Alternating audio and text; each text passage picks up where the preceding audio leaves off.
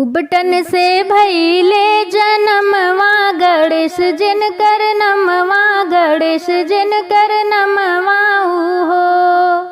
सखियाँ गौरा मैया करयस ननवा बनाई के ललनवा हो।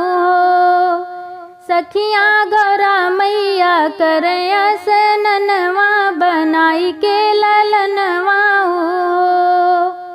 सतयुग में रहे 10 हथवा तो मोर के सवरिया तो मोर के सवरिया हो।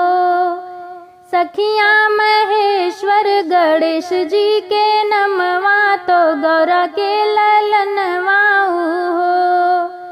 सखियाँ महेश्वर गणेश जी के नमवा तो गौरा के ललनवा हो।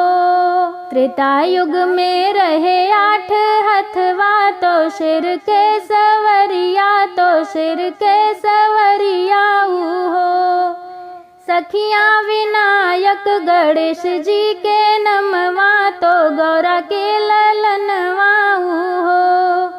सखियाँ विनायक गणेश जी के नमवा तो गौरा के ललनवा हो।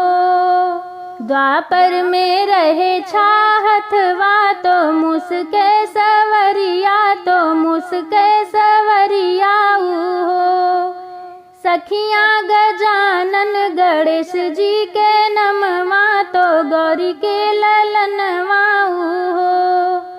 सखियाँ गजानन गणेश जी के नमवा तो गौरा के ललनवा हो।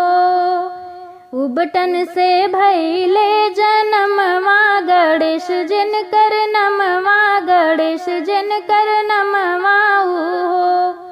सखियाँ गौरा मैया करयस ननवा बनाई के ललनवा हो।